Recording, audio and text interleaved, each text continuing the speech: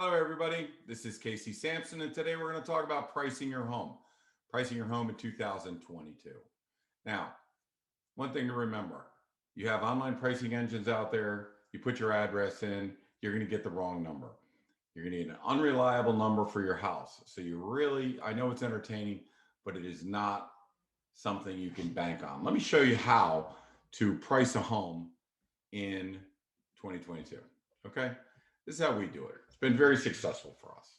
All right. So this is kind of the next generation of of pricing. It's really going to help people understand, valuing your house. All right. So the first thing we do is always look at what does the internet say your house is worth, right? Because this is what the buyers are looking at. They're out there looking at Home Snap. Realtors are looking at Realtor.com or RPR or Zillow. So we need to know what everybody's saying. Now, here's why it frustrates me that the engines are so inaccurate because this house sold for $1.2 million. So it actually sold for whatever that is, 375,000 less more than Realtor.com said it was worth. Sold for whatever $325,000 more than HomeSnap. So you can see, and I see this every day. I price homes, so please, you cannot rely on some of these, whether you're buying or selling. You cannot rely on these. So this is another house that we were putting on the market. We look at it, and it looks like they're saying it's worth about $1 million. Well, it sold for $1.31 million. I'm going to show you, you know, how this disparity happens and how you should price a home. So this is the way you do it. First of all, you go to the tax record, and the tax record has certain information we need to know. What is the assessment on the house? Okay, 813,000. So homes sell at a percentage of that. Let's say the average house sells at 120%. Okay, well, there's one number. All right, down here you have square footage. Another way of deciding what houses are worth is what is the percentage of assessment. I mean, what is the price per square foot of this number right here of the average house? So you can apply it there. Then you want to know the age of the home. You want to know, what the basement, how many square feet are finished in the basement. You want to know the lot size. And basically what we do is we put it into my model that I've been working on for 13, 14 years. You put it into the model. And then what we're going to do is it's going to generate what the ranges are we're going to be searching. Because our comparables have to be similar age, similar size, similar location, and they can't go back more than 150, 160 days. So in this case, we're looking for houses between 700 and 900,000 on their assessment. We're looking for homes that are about 2,900 to 3,600 square footage, so same size, same age. The age is 1979, so we'll go back 10 years and forward 10 years. Okay, so now we put these numbers in and we find out how many comparables we have within a 1 mile radius. If I need to increase those or decrease those to make sure I get the numbers I need, then we'll do that. But here's what it goes into. It goes into a worksheet. And the worksheet is going to tell you how many days on market these comps sit. This tells me it's a seller's market. The age, how old is the house? And here's the average down here. What are the size of all of these homes? There's your average. Lot size. What is the average assessment? Okay, here's their assessments. There's the average. This is the list price, and this is the sales price. The reason this is important is, let's say I list a house at 1.1 million and sell it for 1.3 million. Okay, well, people are going to look at the 1.3 and say, let's list it for 1.3. I never would have got 1.3 if I listed at 1.3. I had to start at 1.1. Okay, that's where the buyer pool was. So all these numbers are interesting to me. This is price per square foot, average price per square foot. This is the assessments. So the average assessment is 126%. So if I apply all of this to my house, I'm looking at about $336 a square foot, which would bring me into about 1.09 million. 126% of my assessment is $1,064,000. I'm sorry, $1,030,000. So the average is $1,064,000. Okay. Now, as I'm looking through these houses, I'm looking through which one of these comps will stay and which will go. So I look over everything. I'm looking over, do they have pools? What type of homes are they? What city are they in? What are their elementary school? What's their high school? I need to know what. So if I want to eliminate any, I can eliminate the older ones. If it's been on for a long time, then take that out. So I can prune these down to come up with what I call the appraisal quality comps. And this is what the first thing that the seller will say. They'll see that there's five prices. If the home is in as is condition, which means you haven't updated it ever. If the home has been dated, which means you haven't updated it in a long time. If a home is customary, which means you have kind of updated some things. If it's really updated, then you've really kept up with the trends. Now you're up here. And then if you've been totally renovated, which means you did everything within the last 5 years to this house, basically you're going to be up in this level. Okay. So now we start getting into, well, what condition is the house in? And how do I know what that's worth? Well, here's how you know. So right here, as is, never updated. Dated, 20 to 30 years has been since you updated. Customary, 10 to 20, about right. And then if you've updated within the past 5 to 10 years, you move up to updated status. If you've updated in less than 5, now you are at renovated status. So we're going to look at the capital improvements and we're going to look at the cosmetic improvements. Now, capital improvements, kitchens, bathrooms, roof, windows, this is not something we will do when we list a house, because for every dollar we invest on this side, we're not getting back a dollar. We're getting back about 50 cents.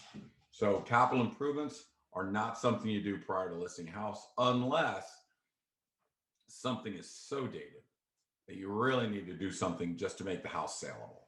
So only in emergencies do we use capital improvements. Now, in the cosmetic improvements, for every dollar we spend on that, we know we get back $7. So look at that as an investment.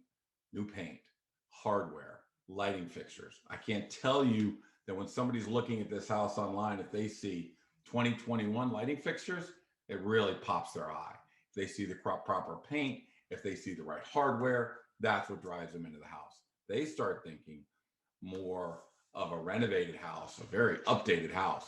So we will definitely take a look at with sellers and make sure that we're in the 4s and 5s on this side of the sheet. Okay. So what does that do? In this case, the house rated out at 4.5. So if you take your needle and you move it up to 4.5, it's somewhere between that number and that number. Let's pick 1.15 million. Okay. Now, after we've come to that, so now we're up to 1.15 million. Now, where do we go? Well, they have some things that other houses don't have. We call those add-ons. These are extraordinary updates. A pool. Okay. Well, they don't have a pool. Well, what would this pool be worth? Well, in today's market, it could be worth $50,000 to $75,000, but let's say 25, because I play this like the price is right. You've got to put out a number, but you can't go over. If we ask too much, we're never going to get it. So we need to keep these as reasonable and conservative numbers. So I put $25,000 for a pool. They have a nice screen porch. Let's give it $20,000. They have a premium lot, backs to the open area. It's got a big front yard, it's spectacular. So let's call that maybe a $25,000 lot premium. So now we're at about $70,000. So now you can see we've gone from 1.15 up to about 1.2, 1.22. So now we're over $1.2 million. So now I'm thinking we should expect, considering that I'm being conservative, we should expect that we get somewhere around 1.25. And if we really can churn this market up, maybe we get even more than that. So what we always do is we always tell the sellers, if you get this number here, you're going to walk from the table with that. So we're taking into account, what are your commissions? What are your taxes? What are all the rest of that stuff that you pay? So in this case, 1.2, you're going to walk around with about 1.15 million is walk out the door money. Now, I'm projecting we're going to get 1.25 million. The question is, where do you list it at? Where is that buyer pool at? Well, in this case, a customary buyer pool is at $1.1 million. So If we start asking 1,150,000 or 1,200,000, the buyer pool shrinks. And before you know it, you're starting to get less and less people looking at this house. What we're trying to do is get more and more people to look at this house. We're trying to get a bidding war going on. So I ask myself, if you think you're going to get 1.25 million, can you get there from 1.1 million if that's your list price? And the answer is absolutely. We have had 200,000 over list price. We've had 250, 275. So getting 150 or 200,000 over list price is nothing for our team.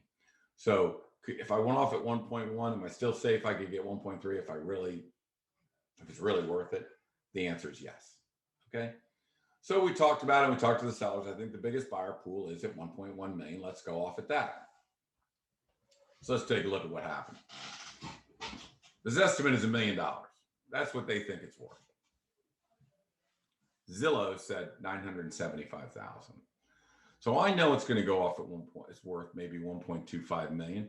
So I look at 1.1 as the perfect place to start because I'm really looking at what is everyone looking at on these estimates. Well, if you've got a house that's 200,000 over what it's online talking about, it's going to be a little more difficult to get buyers into the house. So I felt that this is a middle ground between this number and that number. So I put it on at 1.1 million. We had 130 showings in 2 days. It did clog the street up a little bit. We had 20 contracts only because we told people, unless you're 100,000 over list price, don't even bother writing a contract. And here's what we got. We got 10 contracts at 1.2, 6 contracts at 1.25, and 4 contracts at 1.3. So we finally settle on a house that is 300, a price $300,000 more than the Zillow estimate. So this is why you've really got to do it the old school way. I mean, I know technology is great. Sometimes you just have to go old school. All right. So the question is, can you be consistent with this? The answer is yes. So in 89 listings, we sold them for $90 million. Now that says that each listing is a little over $1 million. We did it in an average of 7 days. Okay, the market here is about 39 days. We did it in 7 because, if you keep it going before 7 days, that's when everybody's bidding the houses up. That's when the action's going on. That's when people are throwing out home inspections and throwing out appraisal contingencies, removing them from the contracts, bidding up way over what the house is worth. So 7 days was our average. Strategy also produced 128% of the assessed value of the house. That was our average.